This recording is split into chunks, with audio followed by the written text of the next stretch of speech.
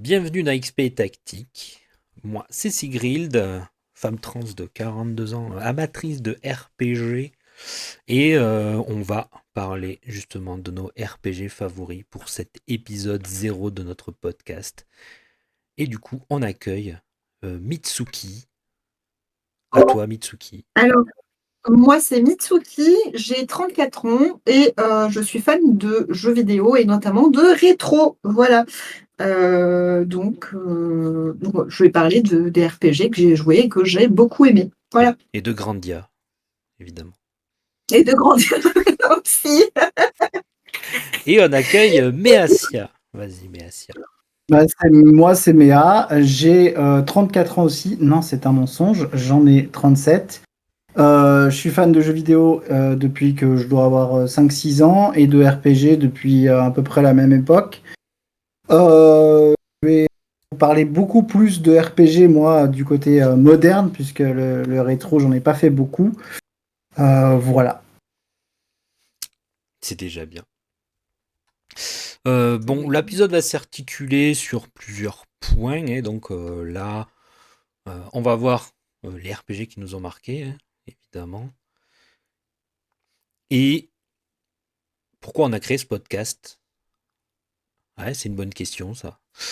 Bah déjà parce que voilà, comme vous l'avez compris, on est assez fan de RPG, on fait du jeu de rôle aussi entre nous, et en plus on aime les RPG pour des choses différentes, chacun d'entre nous, ce qui peut être intéressant à partager. Très bien. Du coup, je vais vous poser la première question. Euh, Qu'est-ce qui fait qu'un RPG vous marque personnellement? Allez-y, moi je répondrai après. Vas-y, commence. Alors, moi, pour le coup, ça va être l'histoire. La narration va être très importante pour moi. La facilité de gameplay aussi. Et si j'accroche au personnage, c'est-à-dire si je ressens des émotions pour les personnages, c'est ça qui va me happer dans le jeu, en fait. J'ai besoin d'avoir des émotions en jouant au jeu. Voilà, c'est important pour moi. Mhm. Du coup, Méa. Alors moi, je vais mettre l'histoire un peu plus au second plan, dans le sens où moi, c'est plus les mécaniques qui vont m'intéresser. Les mécaniques tant de gameplay que les mécaniques ajoutées au gameplay. J'en parlerai plus tard, mais on pourrait prendre Fable avec son côté, tu peux être gentil ou méchant et ça a des conséquences sur ton personnage. Je suis très intéressé par le building aussi, le building personnage, dans le sens autant la création de personnages dans le créateur de personnages que la création d'un arbre de talent très précis, min-maxé, etc. C'est le genre de truc qui va me plaire beaucoup plus. Après, évidemment, s'il y a une histoire bien écrite et des personnages accrocheurs et qui donnent de l'émotion, c'est encore mieux. Mais c'est pas forcément ce que je vais trouver en avant, quoi. Mhm. Moi, c'est un peu un mix de vous deux. Un peu, j'aime beaucoup le building, voir créer des builds, etc. Donc, ce qui est quand même un peu moins le cas dans les JRPG, par exemple. Du coup, l'histoire, la narration, tout ça, l'histoire, c'est quand même assez important. Mais ce qui me plaît le plus, moi, c'est la création du personnage.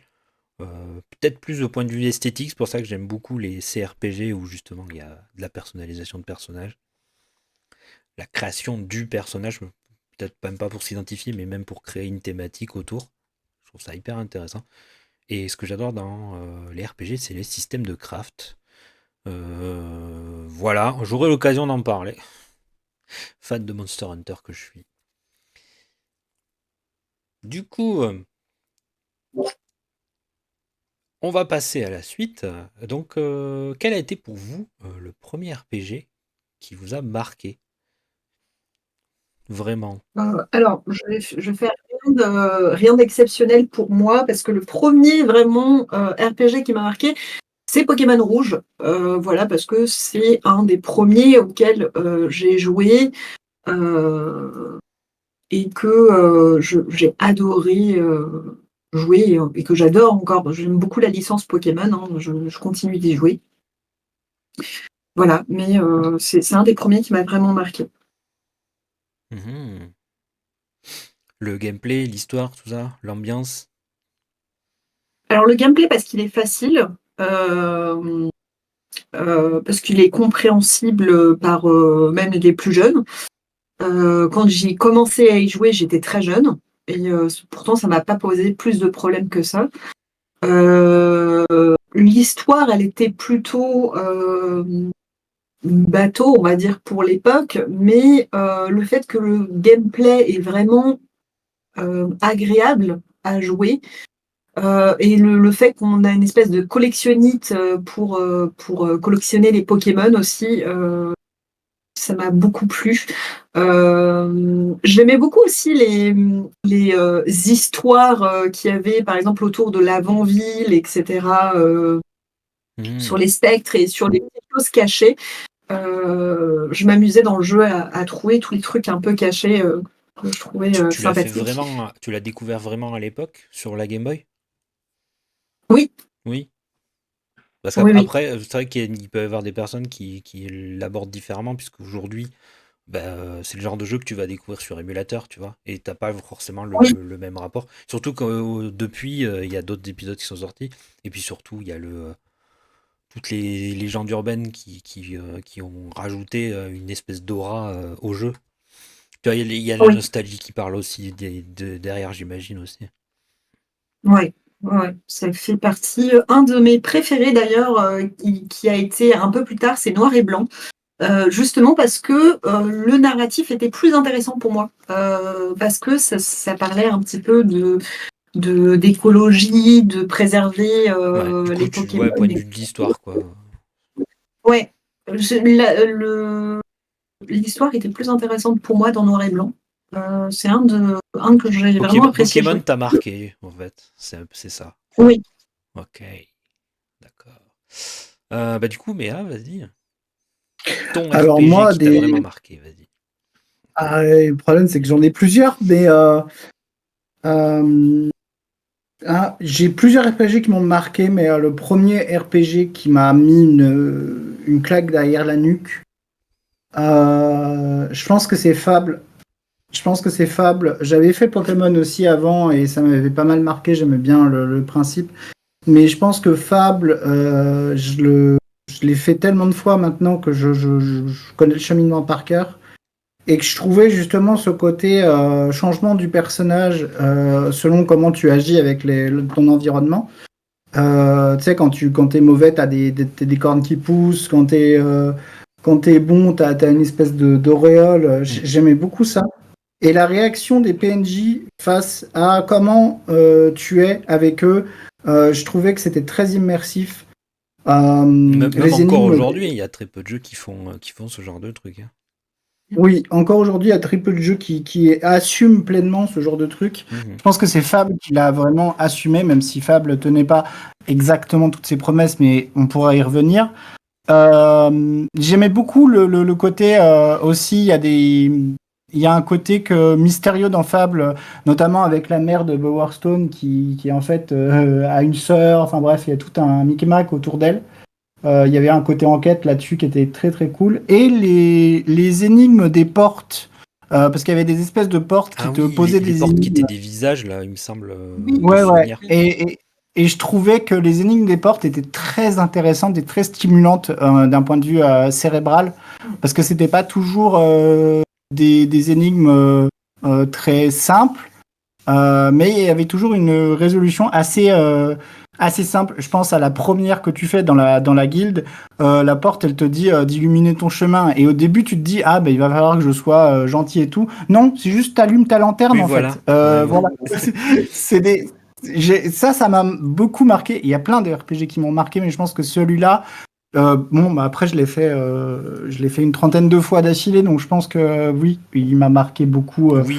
Comme, comme un tas d'autres RPG, mais ouais, Du coup, Fable, il reviendra à la prochaine question. oui, oui, oui, bah, il y en a d'autres qui viendront à la prochaine question, mais Ouais. Alors bon, moi je suis vieille, hein. Voilà, moi j'ai découvert les RPG bien avant vous, hein, sur ordinateur, et moi le vrai RPG qui m'a vraiment marqué quand j'étais très jeune, d'ailleurs c'est un des premiers auxquels j'ai joué, c'est un que j'ai souvent cité, c'est Ishar. Alors, ça parlera quasiment à personne, mais c'est un dungeon crawling, donc on pourrait dire en vue subjective, hein, et c'est un déplacement écran par écran où on dirige une équipe de personnages. Alors, j'en ai plus vraiment de gros souvenirs, mais j'ai énormément de. Bah, disons plutôt quand je vois l'interface, je sais direct que c'est Ishar. Et c'était intéressant parce que malgré le fait qu'on voyait pas ces personnages, on voyait juste leur petit portrait en bas et qu'on pouvait discuter avec différents personnages justement pour les recruter, etc. C'était quand même assez poussé pour l'époque. Et puis j'en citais un autre, c'est Baldur's Gate, puisque c'était à peu près dans la même période, même si Baldur's Gate arrivait quand même bien plus tard. Et puis surtout, bon, comme j'ai dit au début, personnalisation de personnages, construction de builds. En plus, c'est Advanced Dungeons and Dragons, donc c'est vraiment, là, on est dans la mécanique du JDR pur. Et l'histoire de Baldur's Gate, qui est quand même, je crois que tout le monde s'accordera à dire, peut-être une des meilleures histoires construites pour les jeux de l'époque, et qui n'a été dépassée que par ses suites, finalement. Ok. Donc, prochaine question. Donc, nos RPG doudou. Voilà. Ceux qu'on joue encore et encore. Bon, Méa, du coup, je te pose pas la question. Ouais, j'en ai Si. d'autres. Hein. T'en as d'autres? Bon, mais t'en citeras Ouais, ouais. d'autres. Bah, vas-y, t'es. Une fois n'est pas coutume. Bah, bon, bah, Fable, évidemment. Mass Effect, la saga en entier, même si Là, j'ai je te une rejoins, préférence pour le 2. je t'avoue. J'ai une préférence pour le 2 pour plein de raisons. Je trouve que le 2 a beaucoup de thématiques qui me parlent beaucoup, notamment des thématiques autour de l'autisme dans le 2. En plus, le 2, c'est Euh, vraiment l'avènement du cyberpunk. Là où le 1 est plus de oui, la science-fiction, en fait. ouais, ouais. Le 1, c'est plus de la science-fiction et le 2, c'est vraiment du cyberpunk. Justement, on va y arriver. Bah, Cyberpunk 2077, je l'ai refait pareil des dizaines de fois. Hmm. Je dirais que The Witcher 3 aussi, je le refinis pas toujours, mais j'y reviens assez régulièrement. Et je pense que à n'importe quel Tales of, mais en particulier Symphonia, Symphonia, c'est une vraie découverte. Au début, j'aimais pas Symphonia du tout. Et puis, il y a un moment clé dans l'histoire qui fait que, ah oui, c'est bien. C'est bien quand c'est bien écrit aussi, en fait, les Hmm. jeux vidéo. Et voilà, il y a des RPG auxquels je reviens très très régulièrement, mais ceux-là, c'est ceux que je sais que si je les refais, j'ai pas de problème à les refaire et ça va pas m'ennuyer de les refaire. Il n'y a pas de moment plat où je vais me dire j'ai pas envie. Et puis de temps en temps, même si je considère pas que ce soit une réussite personnellement, mais de temps en temps redémarrer Skyrim juste pour se balader Ouais, avec la petite musique dans la pampa, des fois c'est bien aussi. Voilà exact. pour moi. Mitsuki. Alors, pour moi, je ne peux pas ne pas parler de Xenogears parce que Xenogears, c'est cultissime. Voilà. C'est les débuts de avant Xenoblade. Voilà. Donc, Xenogears, c'est. Alors, déjà, l'histoire, elle est plutôt sympathique. Et en plus de ça, il y a une dimension politique dans ce jeu vidéo qu'on ne comprend pas forcément la première fois qu'on y joue, si on y joue de façon quand on est jeune, etc. Hmm. Mais qu'on a plaisir à rejouer une fois adulte. Euh, Parce que tu comprends tout ce qu'il y a derrière, en fait. Qu'est-ce qui t'y fait Et rejouer souvent d'ailleurs? oui, voilà, c'est ça. C'est C'est ça? C'est toutes ces thématiques-là qui te fait rejouer souvent? oui. Ce que je rejoue aussi très très souvent, tu as les Dragon Quest, parce que j'aime beaucoup le Mhm. gameplay, je connais par cœur aussi, c'est des thématiques que j'aime beaucoup et j'aime bien le gameplay tout simplement dans Dragon Quest. Il y a une bonne prise en main, c'est facile à jouer, t'es porté par l'histoire et c'est bien écrit. Voilà. Donc voilà, qu'est-ce que j'ai d'autre comme jeu doudou Grandia. Grandia, Mais ça oui, fait partie. évidemment, il fallait que Grandia Ouais, arrive sur le tapis. voilà, Grandia, ça fait partie des jeux doudou que j'ai depuis très longtemps et que je rejoue régulièrement. Euh, qui a pas si mal vieilli que ça d'ailleurs, hein. Je trouve qu'il est encore plutôt pas trop mal euh, encore aujourd'hui. Euh, voilà, parce qu'il a une dimension stratégique qui est assez intéressante, qu'on retrouve pas forcément dans tous les RPG. Mm. Donc, qui est plutôt très sympa à jouer. Il y a les fameux aussi Suikoden que j'aime beaucoup, mais alors pour un autre registre, c'est plutôt parce que, alors, il y a une espèce de collectionnite de héros, déjà, que je trouve très bien, comme dans Chrono Cross. Et bah, c'est l'histoire de 108 héros qui se soulèvent contre un gouvernement corrompu. Voilà. Et moi, ça me parle. Voilà. Le fait d'avoir un Bah, côté rebelle. c'est vraiment la narration et les histoires qui te plaisent. C'est, Ouais. ouais, c'est ça. Et Euh, puis, ça tourne souvent autour de la lutte, quoi, en général, hein. oui. Alors, bon, moi, c'est selon mes périodes. C'est vrai que. Mais après, des jeux que j'ai recommencé plusieurs fois et que ça m'arrive quand même de relancer. Bah, tu l'avais dit, Méa, il y a Skyrim, qu'il m'arrive de relancer, juste comme ça. Je recrée un perso, je rush la quête principale et puis je me balade. Et puis bon, voilà. La musique de Blanche Rive, hein, on se sait. Ouais, la musique de Blanche-Rive, elle est exceptionnelle, Ouais, hein. c'est vrai, c'est exceptionnel. Il y a un peu, Demon Souls, ça a été pour moi une grosse découverte et c'est mon Souls préféré. Et du coup, c'est celui que je relance le plus souvent. Mais pendant une période, j'avais Dragon Age Origins, que j'ai dû faire au moins une dizaine de fois. De toute façon, j'ai fait toutes les origines. Voilà, donc je fais tous les persos pour avoir au moins toutes les lignes narratives. Et ouais, Dragon Age Inquisition, ça m'est arrivé de le relancer. Après, dans les JRPG, Chrono Trigger, ça a été pour moi pendant très longtemps, pour ça, la rejouabilité, le fait qu'on puisse tester de nouvelles fins, tester, voilà, faire plusieurs styles d'équipe différents. La construction de notre équipe, elle est hyper intéressante dans ce jeu. Et puis il y a aussi Seiken Densetsu 3, donc c'est Trial of Mana, oui c'est Trial of Mana traduit, que j'ai découvert moi avec la période dans les années 2000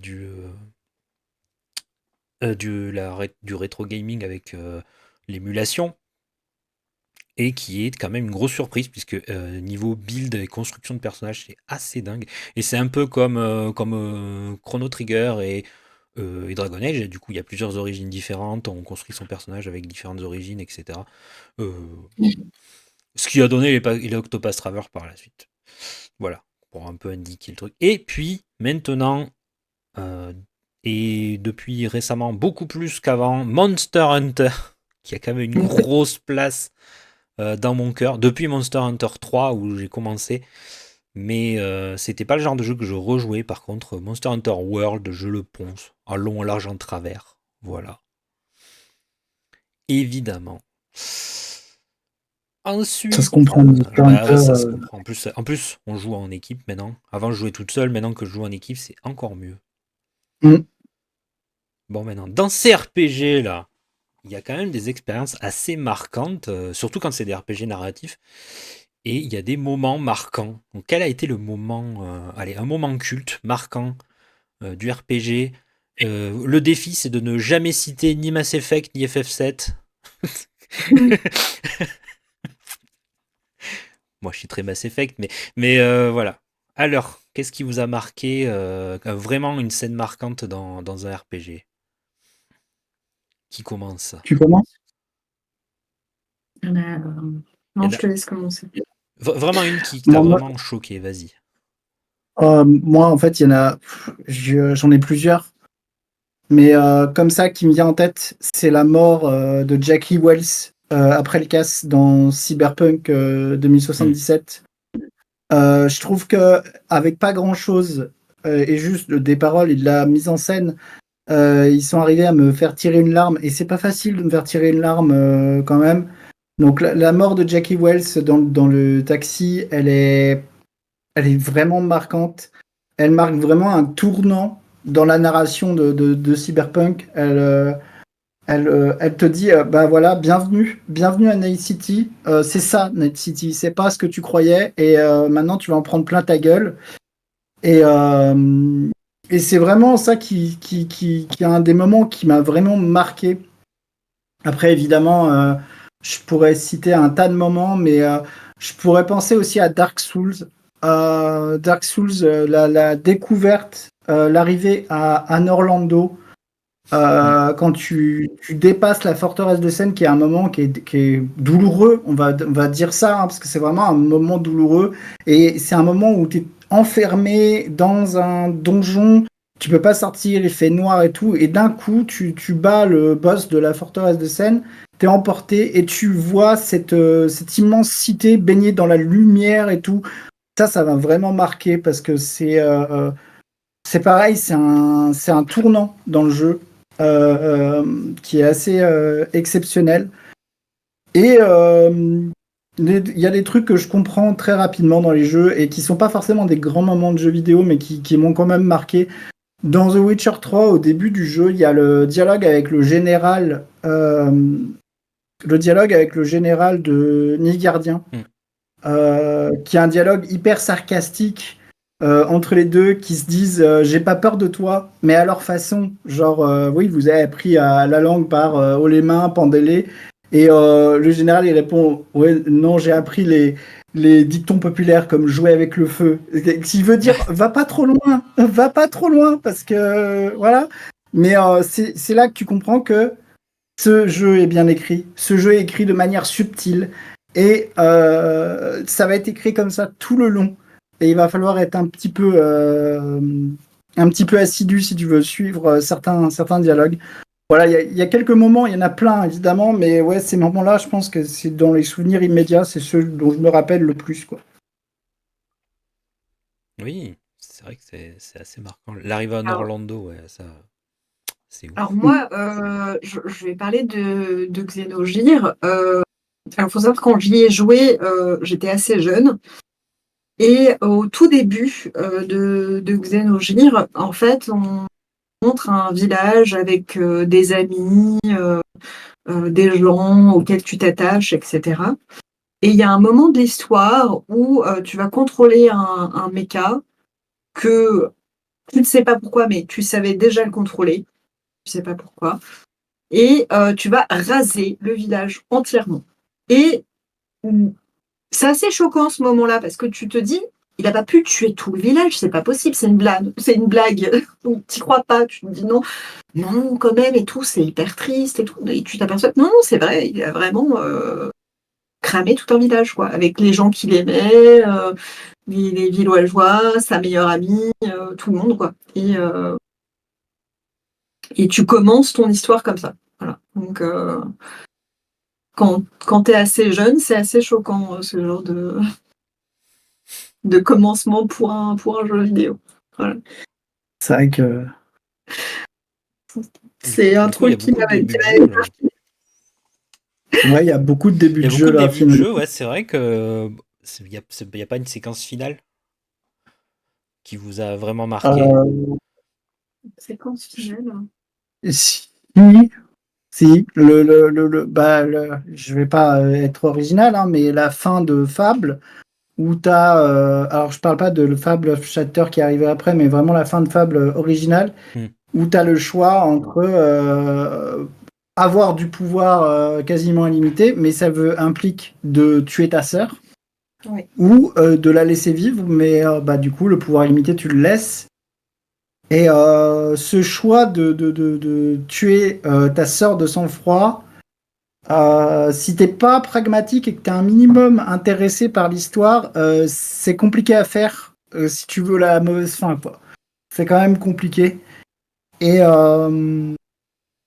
et le final, bah, je vais reprendre Cyberpunk, mais un des finals que j'ai fait récemment, où tu es dans une station Arasaka pour te faire, enfin, tu t'es fait enlever Hmm. la puce. Et t'as tout plein de visions horrifiques tout le long qui sont terrifiantes. Notamment avec un Rubik's Cube, à un moment donné, tu fais un Rubik's Cube et il s'ouvre en deux et tu as un visage qui te hurle dessus. Ça, c'est des moments assez impactants aussi en termes de fin de jeu. Donc voilà, pour moi, c'est. Il y a C'est vrai plein qu'on n'a pas dit, mais de. ça va spoiler, du coup. Désolé, on Oui, spoil. bah, Oups, on l'a dit qu'après. Tant désolé. pis. Ouais, bah après, c'est un podcast sur le jeu vidéo. C'est normal de Ouais, on spoiler va à un moment spoiler, ouais, donné. on devrait le mettre alerte spoiler. Je te rejoins sur la fin de Cyberpunk, parce qu'en plus je l'ai fait récemment, hein. Moi Cyberpunk je joue depuis la sortie, mais au final je finis très rarement mes jeux, et les jeux que je finis, du coup ça devient des fins assez marquantes. Dans les séquences, bah, moi je vais souvent citer Dragon Age Origins parce que c'est vraiment pour moi un tournant majeur dans les RPG narratifs. C'est quand même celui qui a mis justement la narration, la discussion avec les PNJ, les relations entre les PNJ et l'histoire au centre de vraiment du jeu. Et bah, je pense que bah, je vais parler du début. Moi, l'origine qui me plaît le plus, c'est Noble chez les nains, qui est très intéressant parce qu'en Mm. fait, d'habitude, on joue un personnage soit qui est amnésique, soit qui est le fils du forgeron et qui s'en va ailleurs, enfin, des trucs comme ça. Là, on est carrément intégré dans notre univers, on est la fille ou le fils. Donc moi, c'était la fille du roi, quoi. On est une princesse, quoi. On a carrément une structure sociale, donc on peut décider avec différents choix, si on peut être un peu plus hautain ou un peu plus souple. Et il y a toujours ce moment de la trahison, parce qu'il faut rentrer dans la dynamique du jeu qui t'amène vers la trame scénaristique de base, rejoindre la garde des ombres.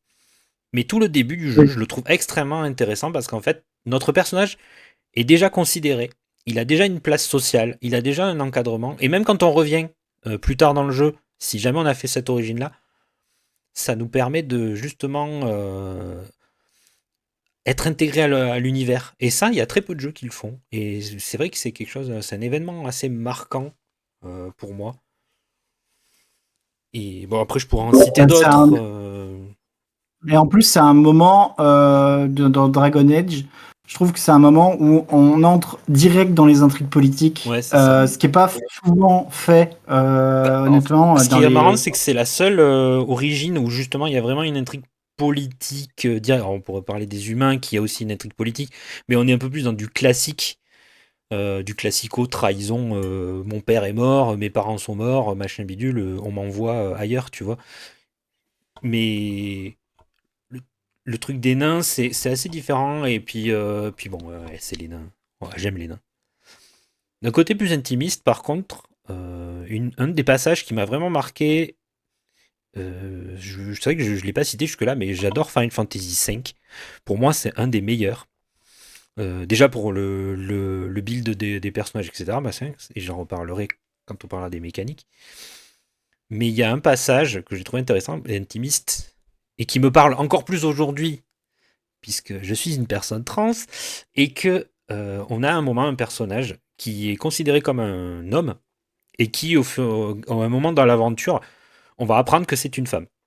Et c'est dit comme si c'était quelque chose de. C'est pas montré comme quelque chose de mauvais, c'est pas montré comme quelque chose de mal, et c'est même accepté par le groupe des protagonistes.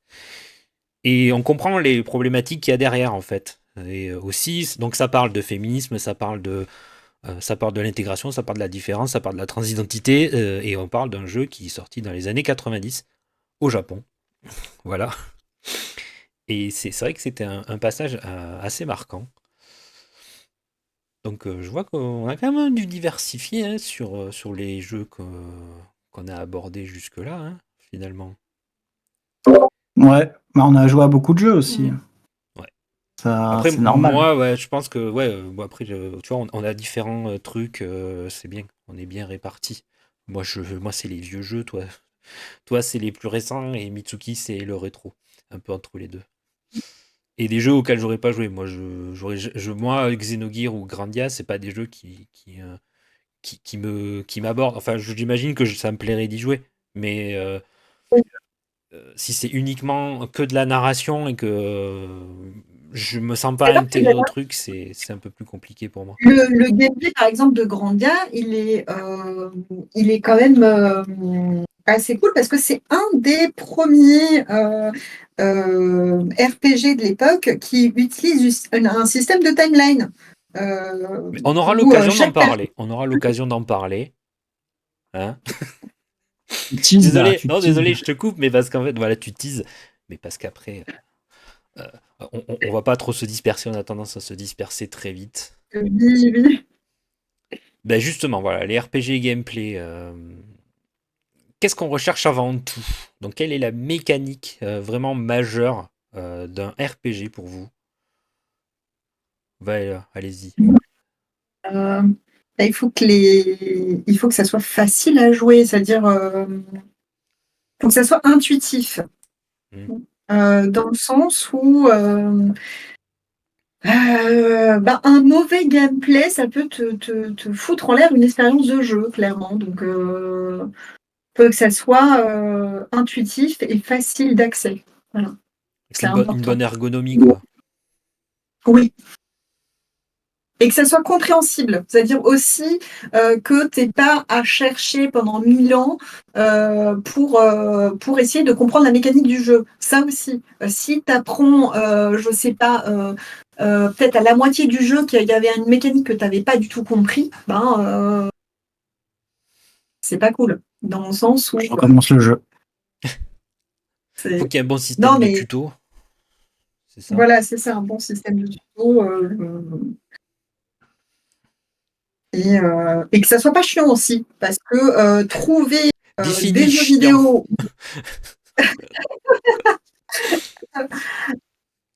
comment expliquer? Euh, il faut que ça soit, Faut que ça arrive à t'amuser, c'est ça? Faut que ça arrive à te ouais, voilà, c'est ça. divertir. Il faut que le tuto soit intéressant et qu'il arrive à s'intégrer dans le jeu sans que ça soit ennuyant. Ouais, d'accord. Pas un bloc de texte, quoi. Voilà, c'est ça. Ouais, ok, je vois.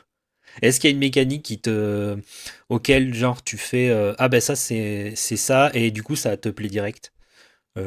Genre, si c'est un monde ouvert, s'il y a un système de progression particulier, le système de combat, par exemple, si c'est plutôt action ou tour par tour. Tour par tour.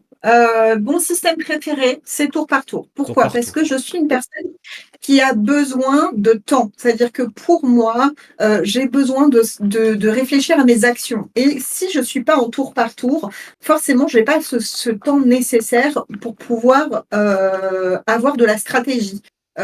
Du coup, ça va être beaucoup plus compliqué pour moi d'avoir un aspect stratégique sans le tour par tour. Alors que le tour par tour, ça te laisse un certain temps. Et donc, du coup, c'est beaucoup plus intéressant pour moi de faire du tour par tour. Je suis beaucoup plus à l'aise en tour par tour que s'il faut taper direct.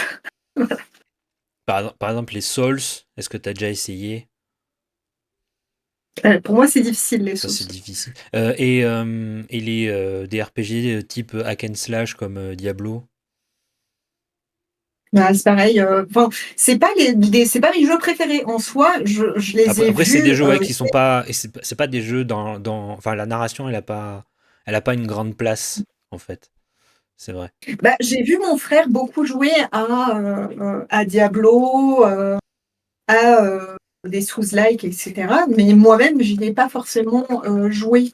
Donc, Ouais, Diablo, la narration, elle est au second plan. Et puis, c'est plus fait exprès pour aller taper du démon, tu vois. Et dans les Souls, c'est assez cryptique. Que même les gens comment dire, qui sont vraiment profondément ancrés dans le lore, ne l'ont pas forcément complètement décrypté. Puis c'est de l'interprétation. C'est sûr que c'est pas par la exemple, même chose. comme RPG que j'ai joué, par exemple, et qui sont pas du tour par tour, mais que j'ai quand même apprécié jouer, tu as les Talof et les Xenoblade. Je traduis Tales of. Tales of, pardon. Les Tales Tales of. of. Tales of, c'est assez réputé pour justement des mécaniques de gameplay assez particuliers. J'y reviendrai Oui. d'ailleurs quand on parlera des mécaniques de gameplay. Et les Breath of Fire aussi sont très réputés pour leur scénario. Oui, les Breath of Fire sont très très bien, justement. Et il faut savoir que, par exemple, notamment, moi j'adore le 4, parce que déjà, il est beau, Moi j'ai joué qu'au il 1 est ou bien 2, écrit. mais moi je suis vieille. La stratégie, elle est sympa. C'est-à-dire que tu as des mécaniques qui sont très sympathiques. On a inclus plein de mini-jeux dans le jeu en lui-même, ce qui rend le truc assez sympathique à jouer. Et honnêtement, même encore à l'heure actuelle, c'est une belle 2D. Ça veut dire que tu peux jouer encore à ce jeu à l'heure actuelle, aujourd'hui, et sans trouver que ça soit moche. Donc, Et pour résumer un peu, ça veut dire que pour toi, à partir du moment où il y a un système de combat au tour par tour, voire même mm, pas de combat, peut-être même que un système de... Par exemple, je joue à un jeu, là, il y a pas longtemps, je me rappelle plus le titre par contre. Comment il s'appelle? Attends, je l'ai là. Griftland, où il y a un système de négociation, qui est un système de deck building avec des cartes au tour par tour, justement. mm, Et il est très narratif. Donc si c'est un jeu comme ça te plairait, du coup. ouais, je Tour pense que par ça tour Il pourrait. et est très cool. narratif. Mm. Il est très très cool, Griftland. Ouais. Moi, je connais pas du tout, mais ouais, ça pourrait être Comme intéressant, Honkai effectivement. Star Rail un peu, quoi, en fait. Oui. Ok. Mais du coup, est-ce qu'il y a une mécanique particulière qui te plaît? Euh, Bah moi, j'aime Ou bien le tour plusieurs par tour mécaniques, aussi. évidemment. J'aime bien le tour par tour aussi, mais je vais plus aller vers des tours par tour plus tactiques ou avec un moteur chimique. Je pense tout de suite au Divinity, Original Sins et au dernier Baldur's Gate. Ouais. Est-ce qu'un jour on finira une Euh, partie en coop? Ça, c'est la question. J'en sais rien. C'est une Après grande avoir refait question. le début au moins une vingtaine de fois pour chaque jeu. Ouais. Bah, on a toujours nos parties où on n'a pas refait le début là, donc ça va. Oui. Mais mais c'est des mécaniques qui sont vraiment cool de manière générale, qui demandent de la créativité, mine de rien, parce que bah oui, tu peux tuer le boss avec tes pouvoirs, mais tu peux aussi empiler les tonneaux devant le boss et Mhm. le faire exploser et ne plus en parler. Les systèmes de cheese, j'aime beaucoup ça. Il y a aussi ça dans Dark Souls. Hein. Dans Dark Souls, il y a des Ouais. systèmes de cheese qui sont très très drôles, faire tomber des boss dans le vide, ce genre de choses. Moi, j'aime bien quand il y a un truc de construit et que j'ai la sensation que mes choix de construction de personnages, bah, c'est des choix et que je peux pas tout avoir et que je suis obligé de build de partir dans cette direction-là Mhm. et de pas, je ne peux pas tout prendre. Je ne supporte pas le système de build de Assassin's Creed Odyssey, par exemple, où tu peux absolument tout avoir.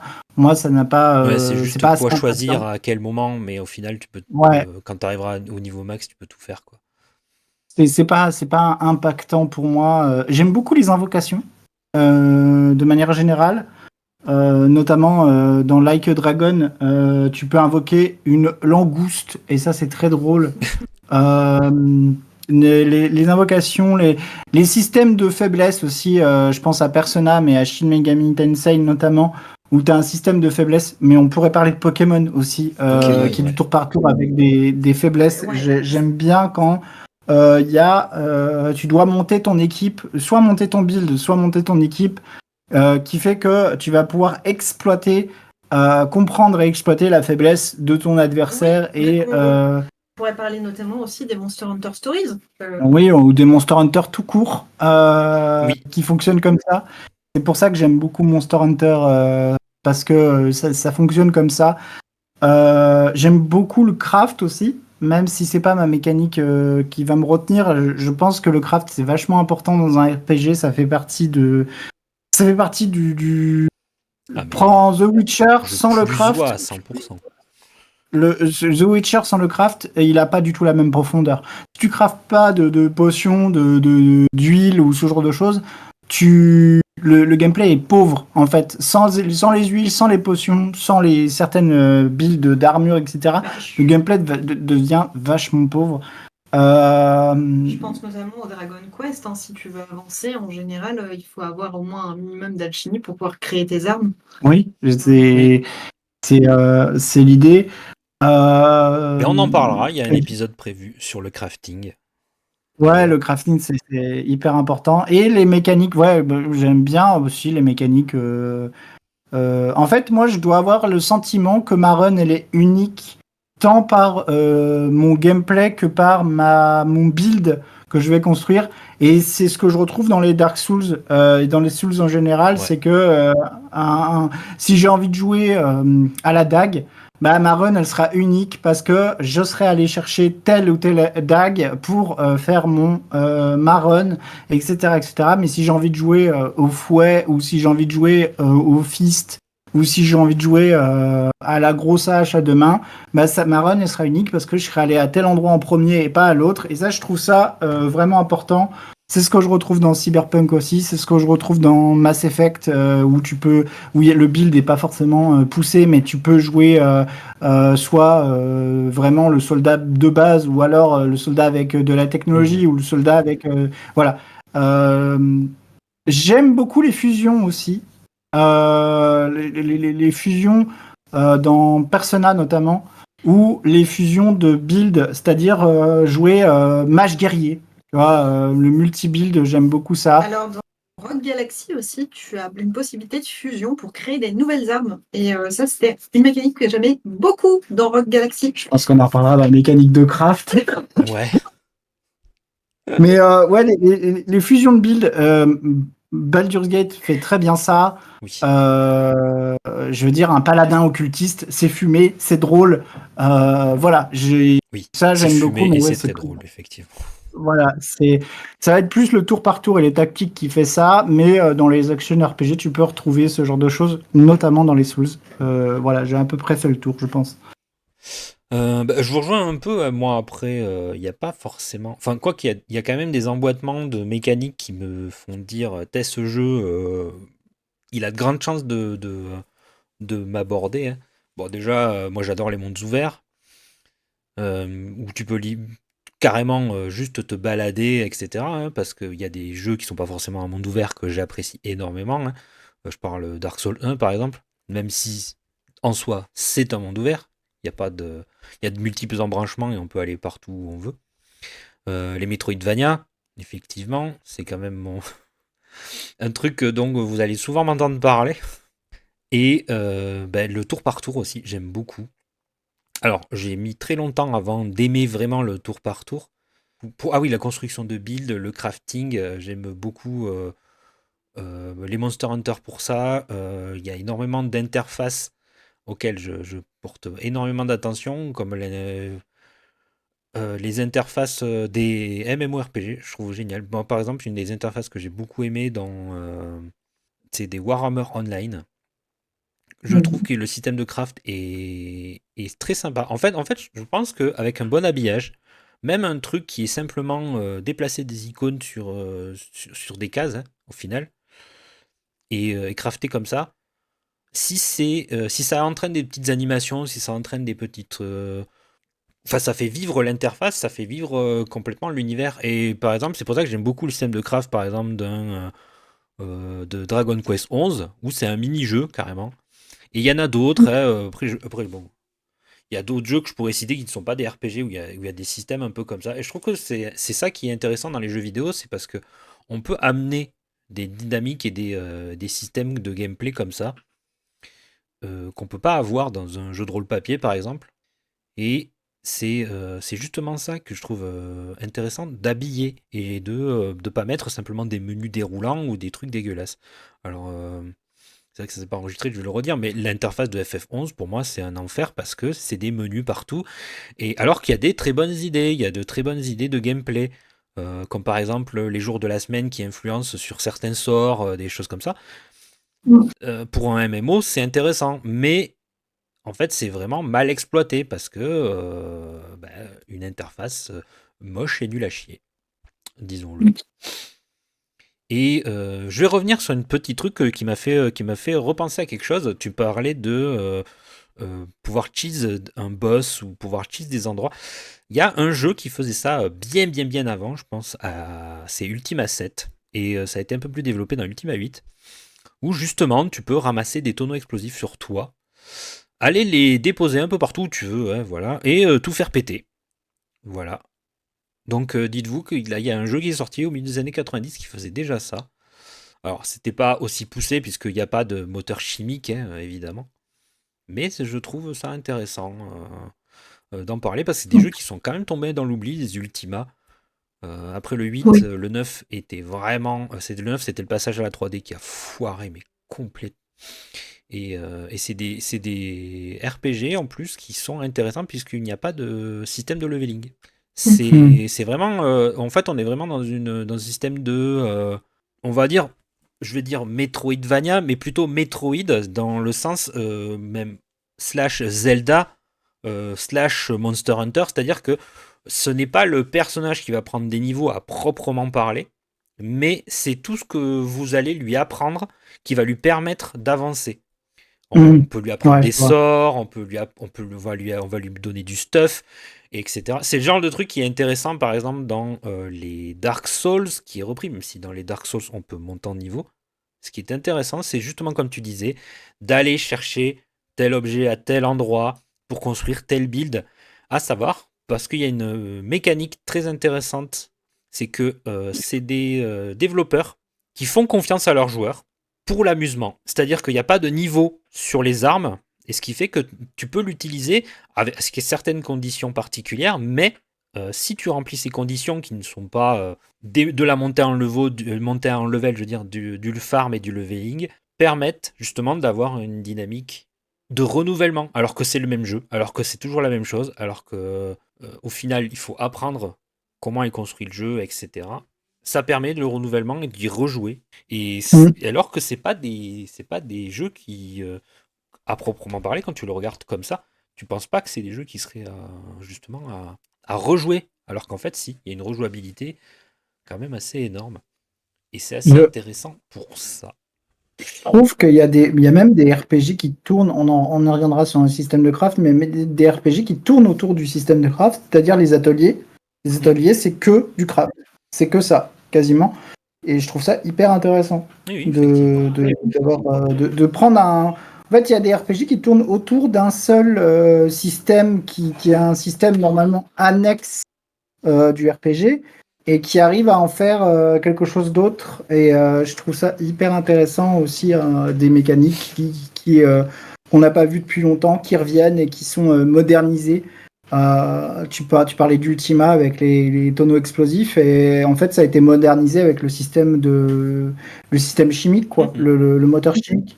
On pourrait parler, même si c'est pas un RPG, on pourrait parler de Zelda là-dessus aussi. Le moteur chimique de Zelda, il est quand même assez poussé Ouais. et Et puis Breath of je the trouve ça Wild, hyper intéressant. effectivement. Mhm. Oui. Ouais, ouais. Et en plus, il y a un gros débat, est-ce que Zelda est un RPG? Et en fait, c'est là qu'on voit que le questionnement sur les RPG, il est intéressant, et on y reviendra sûrement dans un épisode dédié. Mm. C'est qu'est-ce qui définit réellement un jeu de rôle? Est-ce que c'est un système de leveling? Est-ce que c'est une narration? Est-ce que c'est une aventure particulière?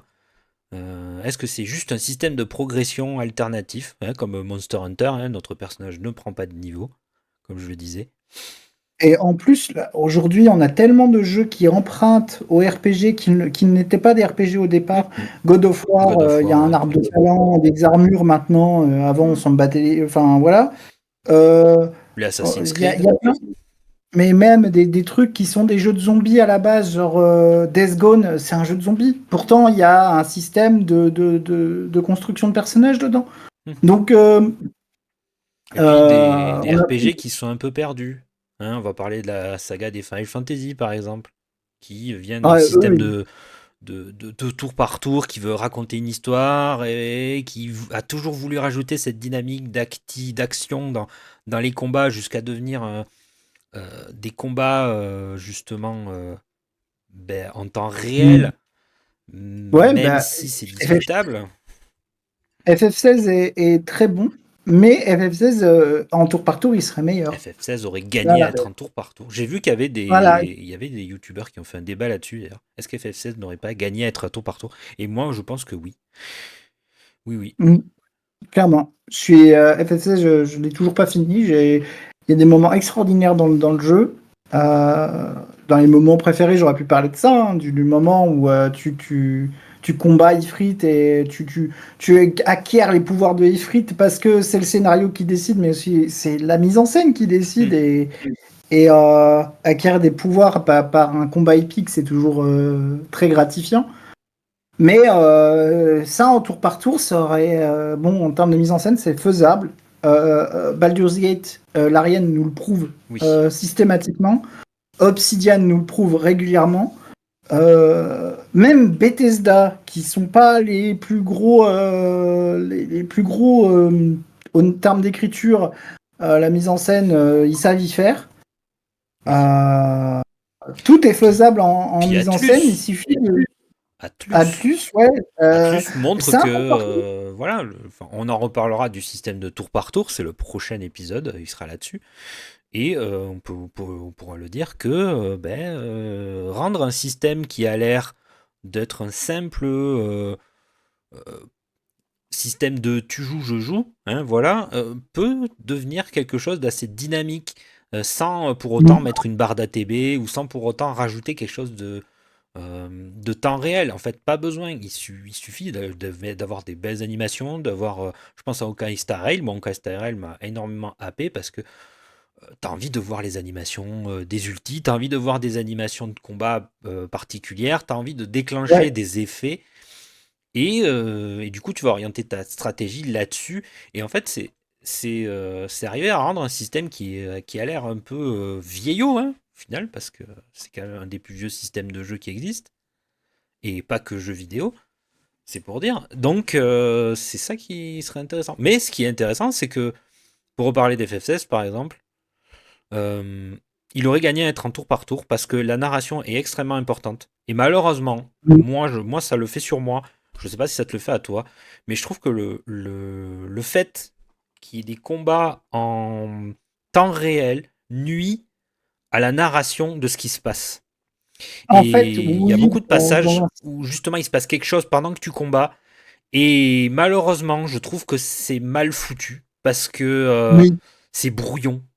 Ça devient tout de suite brouillon parce que tu te concentres sur ton combat, t'écoutes pas forcément ce qu'ils disent, et alors que c'est doublé en français, c'est encore pour dire que t'as même pas besoin de faire l'effort de le lire, le dialogue, mais c'est voilà, il manque, alors que par exemple, il existe exactement le même système, c'est-à-dire de discussion dans un combat, dans Monster Hunter Stories 2, il y a les derniers combats, où il y a de la narration dans le combat, où justement les personnages discutent en combattant, et je trouve que c'est beaucoup plus digeste d'avoir des pauses pour pouvoir analyser ce qui a été dit, etc. et ce Je qui se trouve passe. que c'est pas vraiment du tour par tour, c'est un peu de la TB, mais je trouve que dans Final Fantasy XIII, on retrouve ça, c'est-à-dire qu'il y a de la narration dans le combat, il y a des. euh, Ça s'est un peu perdu, ça. Ça s'est un peu perdu. Mais pareil, hein, dans Persona, il y a de la narration pendant les combats. Ouais. Dans Persona 5, c'est le cas. Et, Et c'est du vrai tour par tour. C'est ça le truc. ça Hein, reste du c'est tour pas par du. tour. Ouais. En fait, le truc, c'est que on en discutera dans l'épisode suivant. Mais le tour par tour, c'est pas si vieillot que ça. En fait, on l'utilise tout le temps. Effectivement. C'est juste que on l'utilise d'une Ce manière sera un la peu base du différente. truc. Entre modernité et tradition, en plus, ça va beaucoup parler de JRPG. Donc on tease. Eh bien, on va conclure cet épisode. Hein. Donc, conclusion, on aime les RPG, je pense. Ça Je s'est pense senti. aussi. Oui. Hein, on a envie d'en parler, ça pourrait durer des heures, mais on va devoir se contenir. Donc, teasing du prochain épisode sur le tour par tour. Il y aura un épisode sur le craft qui sera le suivant. Il y aura d'autres systèmes, puisque c'est carrément la base du podcast. Hein. XP et tactique, on va apprendre des expériences des gens. Et vous allez voir qu'il y a beaucoup plus à dire que ce qu'on croit sur énormément de mécaniques. Et puis voilà. Donc, on a des RPG favoris, il y en a plusieurs, on est incapable même d'en citer ne serait-ce qu'un. Et il y avait le petit challenge du coup, résume un RPG culte avec une seule phrase. Mitsuki, es-tu capable de résumer ton RPG culte avec une seule phrase? Alors, est-ce que je pourrais résumer. Alors, Résume-moi Grandia. Ouais, tu vas me résumer Grandia, tu vas me faire une phrase où tu vas me résumer en partie le système de combat, qu'est-ce que ça raconte un peu, et pourquoi pas le protagoniste ou la protagoniste principale, vas-y. alors, le système de combat, Non mais c'est essaye de simple, faire qu'une c'est seule du. phrase, il faut que ça fasse une seule phrase, vas-y. C'est Bon, alors, l'histoire de... Le système de combat, il utilise un système de timeline, voilà, en tour par tour. Voilà. Qu'est-ce que je pourrais dire de l'histoire? On suit un jeune garçon, en fait, qui est passionné d'histoire et qui va suivre les traces de son père et qui va tomber sur un artefact. Voilà, et il va chercher à quoi correspond en fait cet artefact. Et on va Et dire on que en est ça déjà part. à un paragraphe, il y a plus de phrases. Voilà. Il n'y a plus de phrases. Il n'y a plus de phrases. Chapitre 2 de Je ne peux Bon, qu'écrire voilà, une dissertation sur ce jeu, je ne peux pas le résumer en une phrase, c'est le pas jeu possible. met en lumière des thèmes de courage, d'amitié et la lutte contre les forces du mal. Voilà. Voilà, sous fond de système de combat tour par tour par timeline. Voilà. Voilà, c'est ça. Allez Béa, vas-y, c'est toi qui te... Moi, je vais résumer Like a Dragon, Yakuza Like a Dragon. C'est l'histoire d'un Yakuza déchu qui est fan de Dragon Quest. Et tous ses combats sont tour par tour parce qu'il est fan de Dragon Quest. Et, et ça rend toute l'histoire... en fait, ça rend toute l'histoire hyper dynamique, malgré le fait que ce soit du tour par tour. Je crois que je l'ai bien résumé. J'avoue, je suis impressionné. Je suis impressionné. Hein. Alors, j'avais... Oui, je vais faire reprendre l'exemple que je vous avais donné tout à l'heure. Chrono Trigger, c'est l'histoire d'un jeune garçon qui se fait des amis sur tout le long de son périple à travers le temps. Et du coup, avec ses amis, c'est ce qui lui permet de combattre. Parce que le pouvoir de l'amitié, il est représenté dans ce jeu. Voilà. Et ça, c'est beau. Eh bien, on va s'arrêter là-dessus. Et on va s'arrêter sur une phrase. Et vous, c'est quoi votre RPG préféré? Allez-y, essayez de le résumer aussi. C'est encore moins facile. Et on se dit à la prochaine, du coup. Au revoir. Au revoir. Voilà, Mitsuki dit pas au Au revoir parce revoir. qu'elle est mal polie. Non, au revoir tout le monde. Au revoir. À la prochaine. À la prochaine.